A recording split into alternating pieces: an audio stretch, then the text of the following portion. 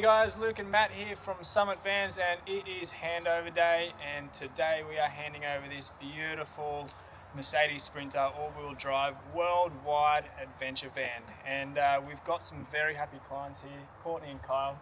Hey. And we're gonna do a little walkthrough all together and do a bit of a Q&A on the build process and where they're actually going to take this van. Yeah, well, I guess we'll start with your guys' sort of adventures and travel plans first. You guys originally contacted us in December last year. Yep. With the intention of building a van that could go around the world. Yes, that's right. Yeah, we were planning a trip back to Canada and wanted to do a road trip through Canada and Alaska, and we're checking out our options, and all the vans were RVs. They were big, they were restrictive, we couldn't be off-grid, restricted our time, so we started sort of seeing Sprinters come up because the Sprinter seems so big in the US and Canada, and we were like, that's what we need in Australia, because at the time we were travelling in a four-wheel drive and a rooftop, and we come across you boys and we thought, wow, if we could get a Sprinter built here and we could take it to Canada, amazing. And then this whole world opened up with overlanding, so we're going to take it to Europe after that and as many continents as we can. Yeah, that's amazing, and this is a bit of a step up from your old beats. It's a massive step up, yeah, it is, giving us the comfort, and for sure, it's an absolute beast. So yeah, how did you guys actually find us? I think you referred to. We just researched, and you guys were by far leading the pack. We felt with what you were doing and your quality of builds, and the fact that you were doing all the external accessories, your knowledge was just outstanding. And I don't know, we had our heart set on you, and we hoped that you'd be able to fit us in, and it all worked out. Yeah. I mean, it's definitely been a bit of a different build process with you guys compared to other customers. You've definitely pushed us with design, materials, all that sort of thing, which we'll see when we step inside. But I couldn't be more happy with how the van's turned out. And, us too. It's very, very stoked to get it to you guys today. Yeah. So you guys sourced the van yourselves and brought it to us. So it's 2024 or 2025? Yes, it's a 2024. 2024, Yep. One was coming in the country. We booked it, and that was it. It just all happened. Happy days, so you didn't have to wait too long. No, we didn't. We were very lucky. You got very lucky. Very lucky. Yeah, it's pretty much the ideal spec, right? Like stone grey, camper van pack. Yep. What else we got? Like bigger screen in there. Yeah. All good stuff. Yep. So pretty much the ideal base van is what we want to start with in the van. And basically looking around the outside first, like you guys teamed up with Worldbeat, or you sort of partnering with Worldbeat. You suggested Worldbeat to us, and Stefan's been amazing and at fitting a very large order, and all their gear has been incredible. We're really happy to have Aussie built products on our van to take overseas. It's been a big thing for us. That's right, and I usually peel them off, but I left the Made in Australia stickers on the back. Excellent, so good. But I think you essentially have ticked every box from Worldbeat. We've got the new roof rack, like the Safari rack, which has that extension out the front. We've got the side steps. What else we've got? Like the bench ladder on the back. Jumbo box. We've got all the diff guard, transmission guard, engine guard, and pretty much everything you can get from Worldbeat at this stage. So on the back here as well, adventure ladder with the Worldbeat cargo carrier, one-up bike racks, jumbo box. This box is massive, hey. It's got such a storage. Really, really happy with that.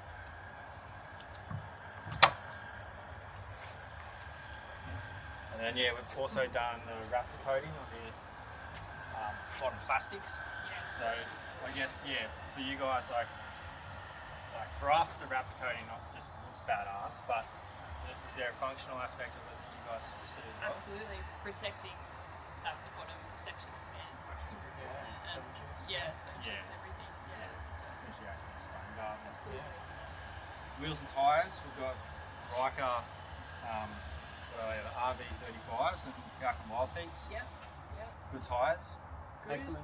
We love them. We're happy with them, and you would help us out with the Riker, so you've introduced us to them, and we're stoked on them. Amazing. So we've used the Riker on a few builds now, and really happy with it. They're kind of at a better price point than what we can get our Vans wheels for. Not quite as heavily rated, but more than sufficient enough for any sort of van, and they look pretty cool. And no complaints.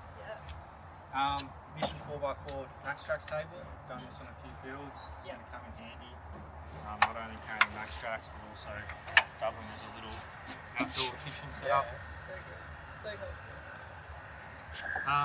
Flares in a long wheelbase as well. Something that we don't usually do, but what was the intention behind adding flares with your build?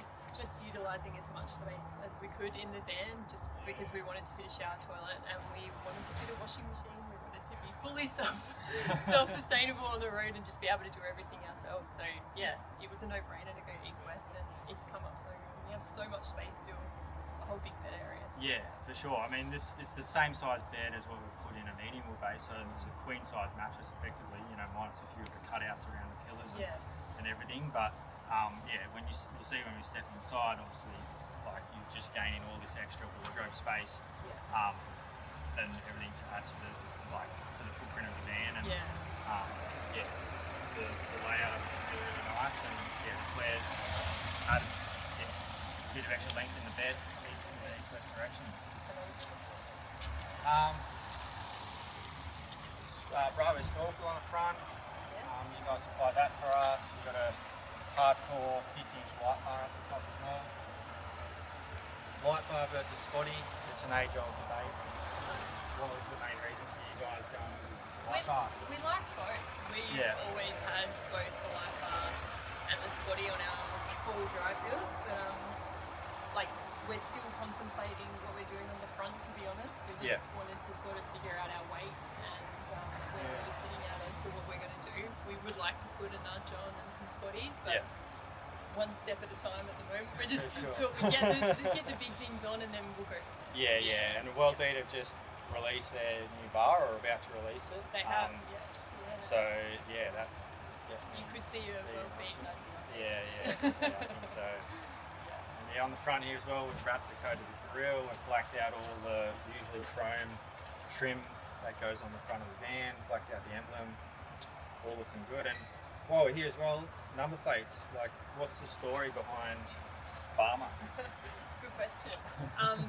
When we got the van, we were in Far North Queensland, and we were obviously coming up with the name because that's just something we do, and I guess a lot of people do.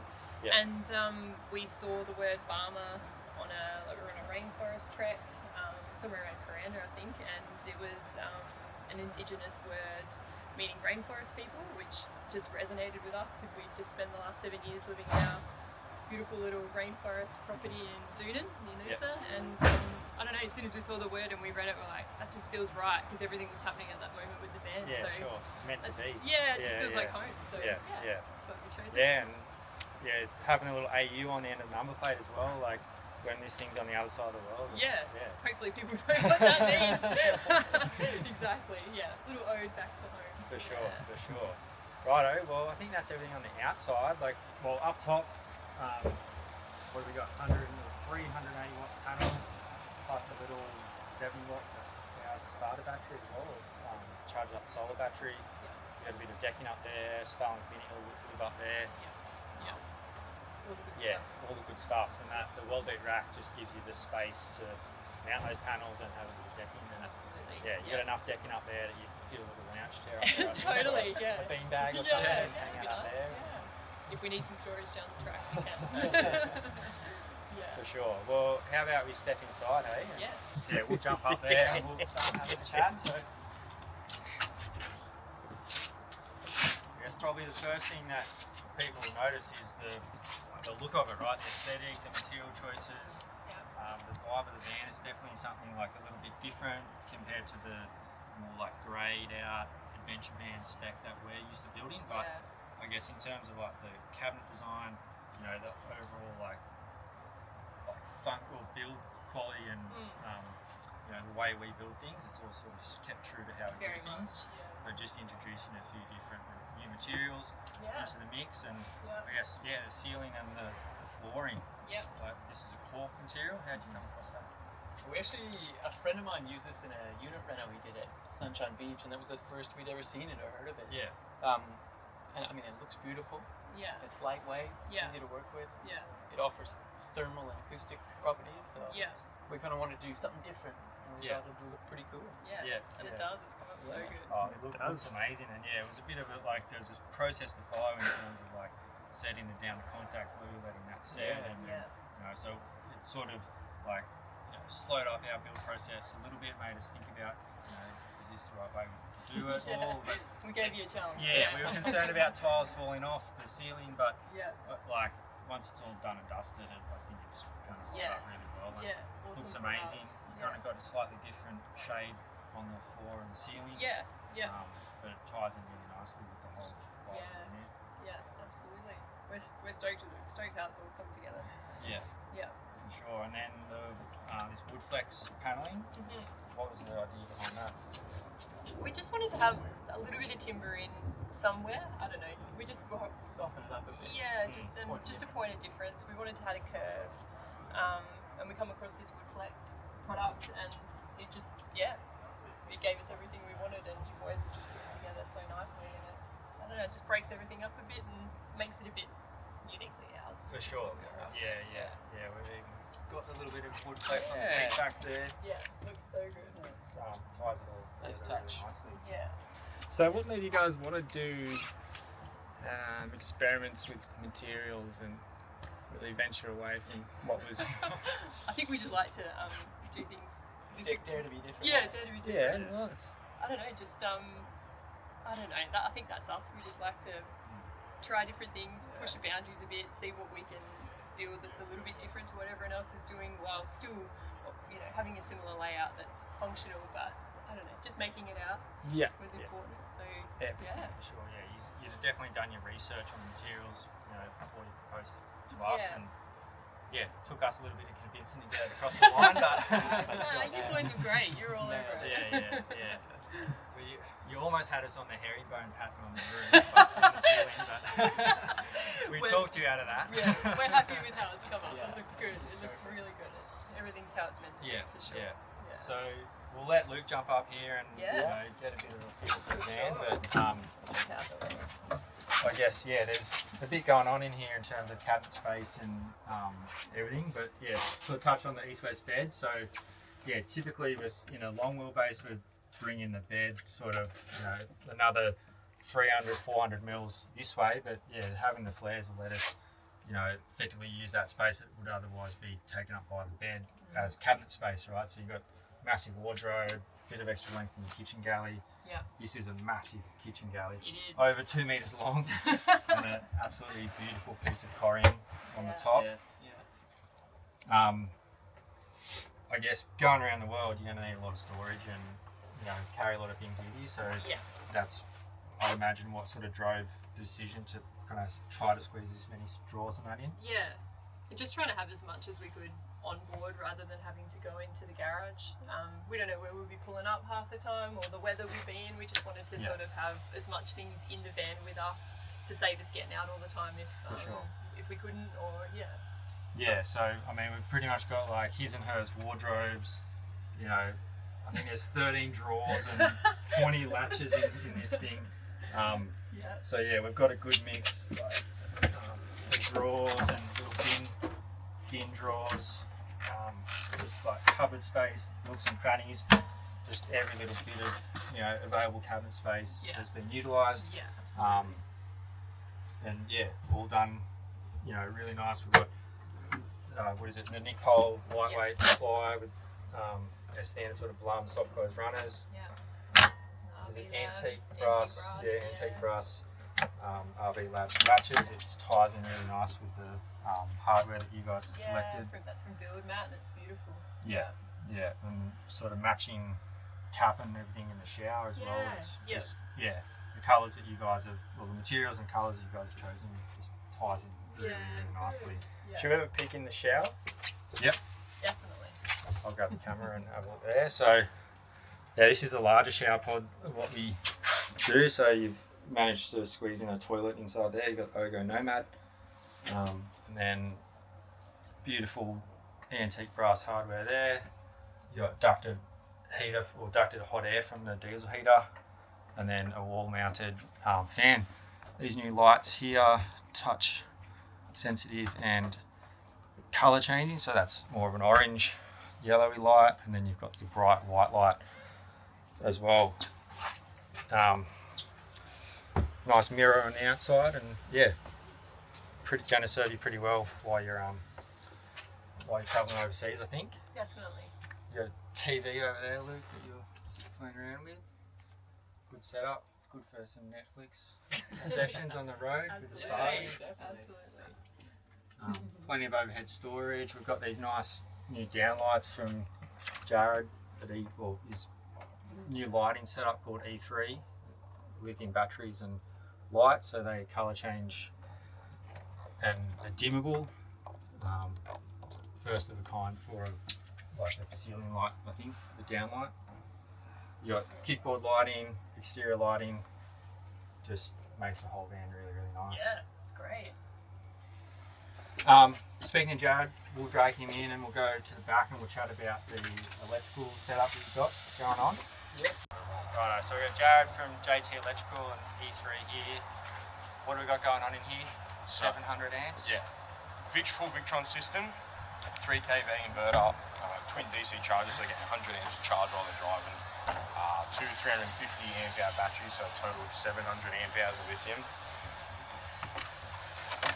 You've got 3 180 watt solar panels on the Wild Beat rack up top, which is all just running through one solar controller, one of the Victron ones, and then you've also got Anderson input underneath the van for a ground array, so whether it's a solar blanket or a fold out panel. As you can see, everything's nicely labelled, very easy to fault find if something does ever blow or go wrong. And the beauty with Victron is everything's on the app, so you can either have it online through the portal if the servo's connected to Wi-Fi, or you can have it, everything's Bluetooth on the app. So if one of your fuses blows for your DC charger, you jump on the app, you can see, alright, yep, I'm not getting any starter battery voltage in. We know exactly where to look, we know how to fix it within 30 seconds. Yeah, and these guys can also be on the other side of the world, and you can actually log in. If they've got the Starlink Mini on the roof, you'll be able to log in and see what's going on. Yeah, so like the servo screen inside, that links just straight to like any Wi-Fi system. And yeah, I can be at my desk at my workshop here in the Gong, and they can be on the other side of the planet, and I can log in and see exactly how their systems are performing in real time, and troubleshoot with them whilst on the phone to them from the other side of the world, which is pretty wild. Yeah, definitely. That's really good. But yeah, these systems have been very, very reliable for us. So yeah, unless you've got a major problem, you don't generally need to fault find. But there's always little things that can happen, like I said, blowing fuse or whatever. Yeah, exactly. I've never met someone that doesn't have like an electrical gremlin somewhere in their van or caravan. But another like perk of all the Victron stuff is it's all dark stuff. So if you, let's say, run out of battery overnight and the batteries go flat, your sun will hit the solar panels in the morning, and the dark start function of the Victron is the solar controller will actually put out like a pulsating voltage, and that'll wake up the batteries before you even get up out of bed. So you won't even know that you've lost power. Your screen will tell you that you've got no battery percentage because it knows that you've lost power, but then you just be mindful and go, alright, let's start the car and charge the batteries up. Even if these guys are like completely flat with their battery system, roughly 6 hours of the engine running and like at least like 20 amps of solar coming in will have their system fully recharged, which is pretty sick. But yeah, I mean, you got 700 amps of battery, you've got 500 plus watts of solar on the roof. Yeah. Chances of running out pretty damn low unless you run an induction, 5 times a day. That'll be you'll be doing well if you flatten the battery. But and I guess like it depends on weather a bit as well. But like the beauty of this is because we've got the 2 DC chargers, we've like integrated the ignition wire into the factory Mercedes Sprinter's electrical system, so they know when the car's on. So all you got to do is press the button and start the car, and they'll charge anyway. Which is just so handy. Like you got a crap day like today where it's no sun coming in, you're like, oh, we've only got 10%. You idle the car for an hour, there's another 100 amps of power into the system, which is hectic. Righto, and then on this side we've got all the plumbing services. So we've got a diesel heat DH9 system in there with WOMO UV filtration system, something that we don't usually do, but can easily be integrated into the water system alongside the BAMA filter. We've got all electronic switching valves for tank selection, filling and drawing. You've got thermostatic mixing valve for your outside shower, and overall just a really, really nice setup. And yeah, the diesel hot water system also gives you ducted hot air like we saw in the shower, and there's a vent there. That little contraption at the back of the garage there, laundry basket, guys. Yeah. Yeah. So put all your dirty undies and socks in there. Very nifty laundry basket. We didn't actually have a look at the washing machine, did we? Yeah, so there is a washing machine in there, which we'll go and have a look at before we wrap this video. And what about our standard wheel arch box? Yeah, so at the back here, this is definitely a standard layout. We have changed things around just to add a little bit more venting to the diesel hot water system. But we've got effectively our guard light set up, a rear light which controls a Baja S1 up top, and then this is controls our which tank we're going to fill. So right now we're going to fill our front 90 litre fresh tank. We flick that over, it controls the electronic solenoid, which then we can fill our rear tank. Bit of 240, USBs, all good stuff. So at the back here as well, we've got rear door gas struts from Worldbeat. Changed the paneling, plastic paneling to this hex supply. Got nice garage wall from the bug wall in the States, so this is definitely the nicest bug, like, what do you call it, fly screen bug wall that I've seen on the market. We order these to suit our bed height. So you can see there, we've just left that Summit logo nicely exposed. That's not by accident either, so Ducted, the bug wall, can manufacture these to suit your exact bed height, and basically blocks out the garage. And you've also got a clear protection film that can go on here, so if it is raining and you do want to have your back doors open, you can zip that on and not get any water on your bed. Anything else you want to touch on, Jared? I don't think so. It's just I said to the guys earlier, I was like, you've got enough lighting in there to choose what you do and what you don't want on. Everything's like color changeable, dimmable. It's access from the bed, from your kitchen. You've got everything laid out all on one screen, whether you want to turn your diesel heater on, whether you want to turn the Starlink Mini on, whether you want to turn your shower exhaust fan on. It's all there in one spot, you know where to go. It's just a nice, simple layout. Everything's laid out how it should be. Yeah. There's no fancy electronic switching or anything like that. Just everything's nice and tactile. We like to keep everything silly simple. Yeah, what I call it. If there's a problem, let's say a switch is blown, you swap out the switch. You're not going through a screen trying to fault find where something's, a fuse is blown or a solenoid's blown. It's silly simple. Yeah. So we'll jump back inside because there's a few things that kind of forgot to talk about. One, the washing machine, two, that teddy bear fabric in the bed, and then we can have a look at that laundry basket from the inside as well. Do you want to jump up, Luke? Where on earth is the washing machine hiding? Washing machine is hidden. Big question. Oh yeah, check out this lagoon table too. We've done the sort of the matching full tile on that lagoon table there. Something different, as the Corian doesn't really like being set up like that. So yeah, in here, it's a little, just swing that out of the way, but you can just see that washing machine in there. It's a tiny little thing, you'd fit a few shirts and that in there, but it's... Gets it done. That'll keep us out of the laundromat. Yeah, definitely. And yeah, just take a look at that laundry basket in there as well, Luke. Pull that open from your side. Should be a few loads of dirty clothes in there. So in the bed area, you've also got chosen like a different fabric in the bed area there. Yep. Bit of a softer touch, a bit cozier. Yeah, we went for a buckle fabric because we just wanted a bit of a luxe bedhead feel in the bedroom area, just a little bit different from the other materials, and it's come up very nice. Yeah, it's like a teddy bear sort of vibe. It is. Add an extra layer of 6mm foam padding behind that fabric to the ply as well. So yeah, Looks great. just Boys bit did a good comfier. job. Yeah. So yeah, overall we're super stoked on this build, and I guess where can we follow you guys and your adventures from here on out? Yeah, we'll be definitely sharing our travels on BAMA.van on Instagram and Facebook, and we'll start throwing up some YouTube videos as we start to see the world. Yeah. So Yeah. you booked on a boat in January, I believe? Yeah, we'll probably head over. We haven't booked it yet. We'll Yeah. probably be doing that next month and head over in Feb, I think. And yeah, we'll land in Canada ready for spring and around April, May. Yeah. Yeah.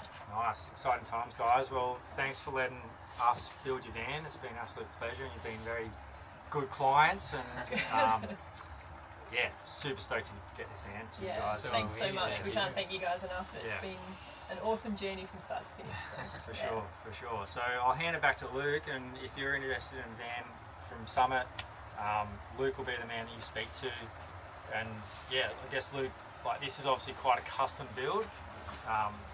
What do customers come to you to talk about in a custom build? Like we've got our standard options, you know, what's the process if someone wants a build like this? All right, so we really go through what your requirements are, like your usage of the van, where you want to go, what you want to do, and how much we can squeeze in. That's going to be practical, really, and we'll go from there. Yeah, so yeah, we spent probably 3 to 4 months, you know, planning this build with you guys before we even started drawing, and yeah, it's a process to go through for a big custom van. Yeah. Whereas yeah, if you're looking for something sort of quick and easy, we've definitely got our standard layouts. But if you're looking for something like as beautiful and as unique as this, I guess you've kind of got to allow a bit more time and a bit more money to sort of go through this extensive process of a custom van. But hey, the outcome's pretty amazing, and Totally. Frothing. Frothing. Can't wait to take this van around the world.